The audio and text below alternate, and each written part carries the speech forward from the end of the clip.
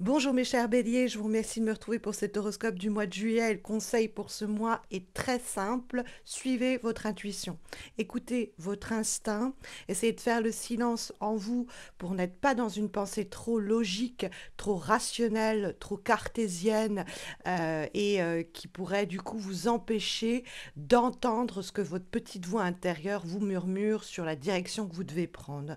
Vous êtes dans une phase de transition au cours de ce mois de juillet où il y a des projets importants à prendre en compte, à mettre en place, à planifier et peut-être même dès juillet à mettre en action. Alors, il y a une phase tout de même de planification, d'écoute attentive. On va tout simplement se renseigner, s'informer, dialoguer, écouter ce que les autres ont à nous dire pour nous faire notre propre idée sur la situation et ensuite avoir de l'audace, de l'ambition et passer à l'action. Mais c'est vrai que la lame majeure de votre tirage, c'est la papesse. Et la papesse, elle est vraiment très à l'écoute de ce que son instinct lui dit. Donc ça peut être une vraie recommandation pour ce mois de juillet.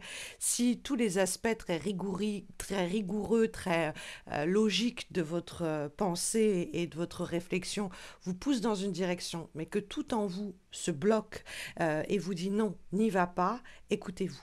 D'accord.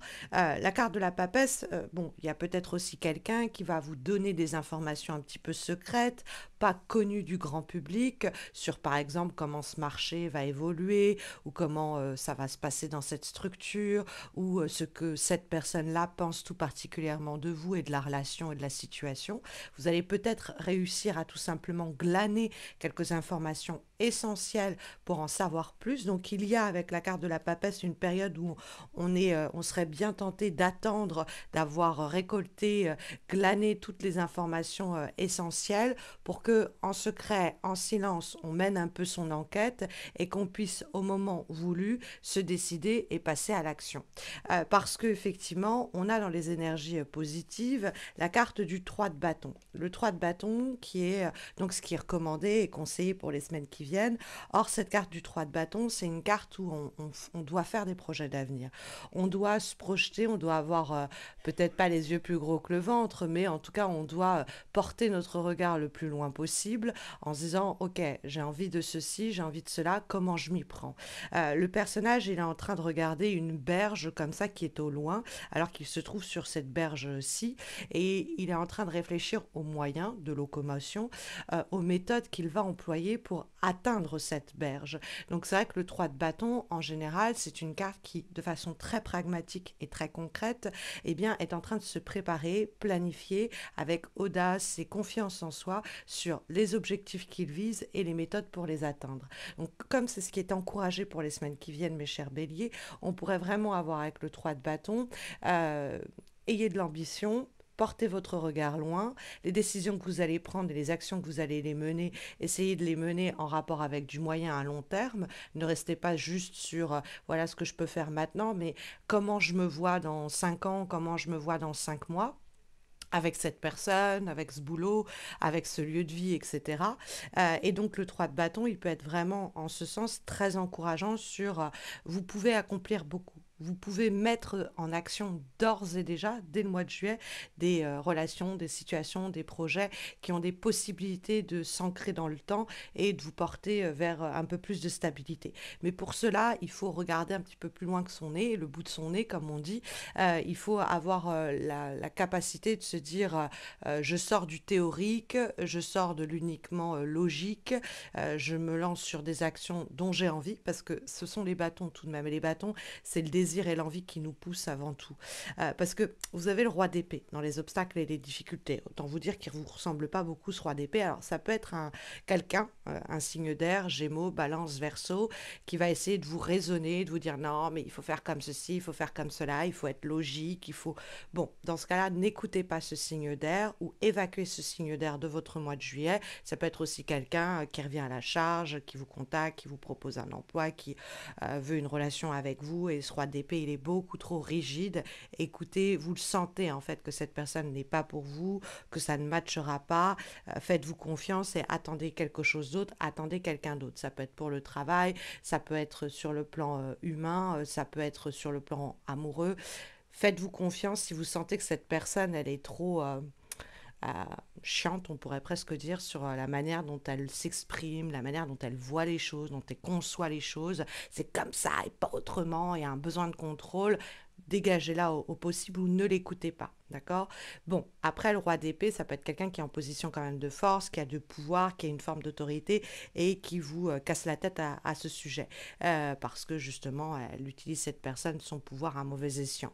Donc, essayez ne rentrez pas dans un conflit verbal avec, parce qu'elle aura toujours le dernier mot. Mais essayez de faire vos projets d'avenir en dehors de ce que cette personne vous impose, en dehors de ce qu'elle vous dit. Essayez de rester fixé sur de quoi j'ai envie, qu'est-ce que je chante. On peut me chanter cette chanson-là, mais moi, j'ai l'intuition que ça ne se passera pas comme ça, ou on peut vous dire non mais tu n'y arriveras pas, non mais ça doit être fait comme ceci ou comme cela, et vous sentez qu'il y a une possibilité de faire autrement. Écoutez-vous également. Après le roi d'épée, ça peut être une partie de vous, ça peut être le petit gendarme intérieur, comme j'aime bien l'appeler, c'est-à-dire cette petite voix en vous qui n'est pas celle de l'intuition, mais qui est une voix qu'on a fini par faire sienne alors qu'elle vient de l'extérieur. C'est-à-dire une voix autoritaire qui essaye de toujours penser, réfléchir et agir du coup à partir de la raison. C'est-à-dire qu'on est simplement dans je dois faire ceci parce que c'est le plus logique, je dois faire cela parce que c'est le plus prudent, et essayer vraiment de rationaliser au possible la problématique et de prendre ça comme une équation de maths, un problème qu'on doit résoudre de façon hyper rigide sur le plan mental. Et donc le roi d'épée, c'est pas du tout la manière de faire. Il y a plutôt l'idée de mettre les idées en pratique et de voir comment, en rapport avec le monde concret, bah, ça se met en place, plutôt que d'être sur un tout trop théorique, un tout trop cartésien et logique, mais qu'on n'éprouve pas, quoi, qu'on est juste en train de penser, de visualiser, d'anticiper, mais qu'on met jamais en contact avec la réalité, hein, dont on fait jamais l'expérience. Faites attention à cela, et puis ne soyez pas trop dans le besoin de contrôle. Hein. Le roi d'épée, en fait, il veut tout contrôler, il veut être certain de l'ensemble des issues qui risquent de se présenter à lui, et donc il est en train de, voilà, par besoin de se rassurer, se rigidifier ou rigidifier la problématique. Donc c'est bien de vouloir contrôler dans le sens de ne pas se faire attraper par la surprise, pas se faire surprendre, etc. Mais il peut y avoir quelque chose là-dedans qui vous empêche de passer à l'action ou qui vous empêche de faire l'expérience de choses qui pourront faire bouger la relation, bouger la situation, bouger le projet et qui pourraient limiter vos perspectives d'avenir. On a le 6 d'épée en guise de vibration et le 6 d'épée peut prédire des mouvements, des déplacements, parce que c'est un bateau qui navigue sur l'eau. Mais vous voyez, symboliquement, lui, il était en train de se demander comment il fait pour atteindre l'autre berge. Et puis, on voit un bateau qui avance justement à travers l'eau. Donc, qui peut avoir, il y a un moyen de locomotion, c'est-à-dire il y a vraiment une méthode, un moyen pratique que l'on peut emprunter pour atteindre nos objectifs. Donc, il y a vraiment, si vous voulez, et c'est pas simplement en réfléchissant un peu trop, c'est l'idée de, ok, je veux atteindre cet objectif, voilà les moyens qui me sont possibles, j'y vais, je les essaye, je les tente en fonction de ce que je ressens être le plus viable de façon intuitive. Non pas parce que j'ai fait mes problèmes de maths et d'équations, je pèse peut-être le pour et le contre, mais plutôt à la lumière de mon instinct. Hein. Donc le pour et le contre, c'est je le sens pas. Hein, aussi simplement que cela. Mais le 6 d'épée, il permet une transition. C'est l'idée de quitter une situation où il y a eu un échec éventuellement, où il y a eu des disputes, où il y a eu des conflits, ça s'est pas bien passé, on a baissé les bras, on a été pas loin de jeter l'éponge, et là on entreprend autre chose, et donc il y a ce glissement avec la carte du 6 d'épée qui doit nous amener à plus de concret, à agir plus concrètement et à avancer vers une réussite pragmatique. Hein. Encore une fois, on fait l'expérience des choses, on n'est pas simplement dans la réflexion, on n'est pas juste en train de mettre un plan d'action, on n'est pas juste en train de réfléchir à un plan d'action, on va le mettre en œuvre avec le 3 de bâton. Parce que vous avez la papesse, alors il y a peut-être quelqu'un qui peut vous aider, hein, éventuellement une femme de votre âge ou plus âgée, plus expérimentée, bon c'est plus anecdotique qu'autre chose, mais c'est vrai que la carte de la papesse, moi je la comprends comme quelqu'un qui réfléchit, arrive à faire le silence et faire taire le petit gendarme pour écouter en fait ce que cet instinct, cette intuition, eh bien lui murmure. dans quelle direction je dois aller, et puis s'écouter, quoi.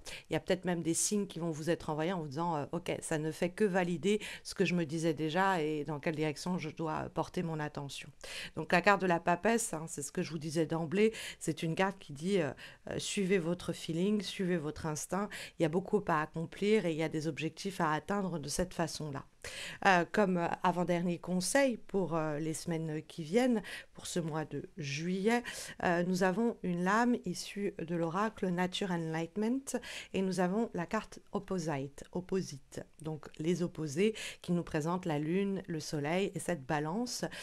Donc il y a l'idée de trouver un équilibre entre le côté réflexif de la papesse, c'est-à-dire se fier à cette petite voix intérieure, donc réussir à faire le calme en soi pour entendre ce qu'elle nous murmure, sans basculer dans l'excès du trop réflexif qui va nous rendre incapables d'agir, et précisément le 3 de bâton, la capacité de passer à l'action. On n'est pas dans le tout doit être fait très vite et très rapidement. Il y a un temps où on balise le terrain, on prépare les choses. Il y a une sorte de période de repérage avec la carte de la papesse. Donc, le fameux équilibre entre se préparer, anticiper, planifier, suivre son instinct et puis passer à l'action, entrer dans le monde concret, concrétiser, rendre cela donc tangible. Hein. Il y a un équilibre, savant équilibre à trouver.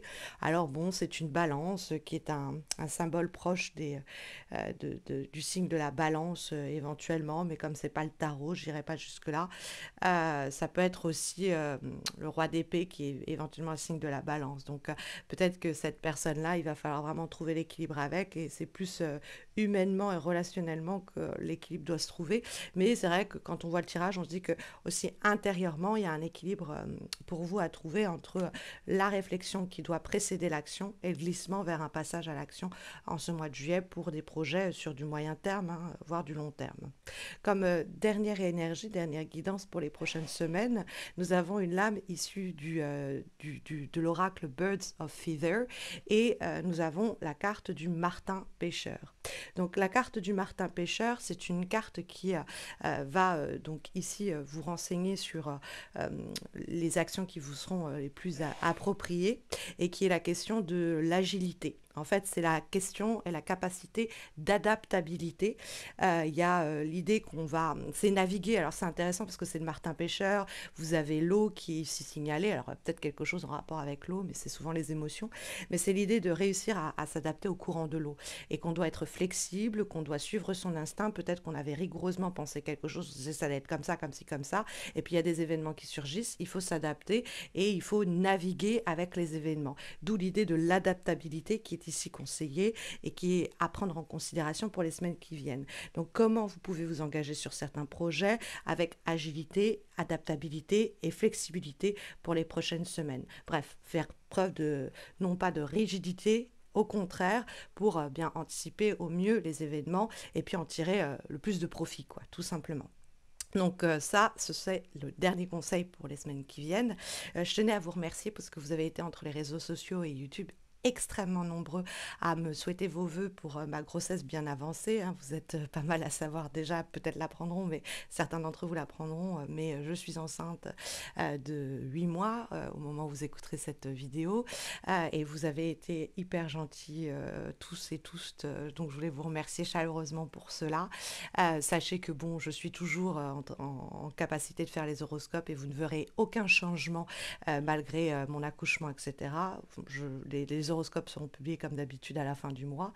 Et puis pareil pour mon activité, je continue à travailler jusqu'au début mi-août, donc je suis toujours là. Il y aura un petit arrêt comme les gens qui partent en vacances finalement mi-août, septembre. Mais sinon voilà, je serai toujours là pour vous. Et puis si vous souhaitez laisser un commentaire, liker la vidéo, vous abonner à ma chaîne pour soutenir ma page, n'hésitez pas.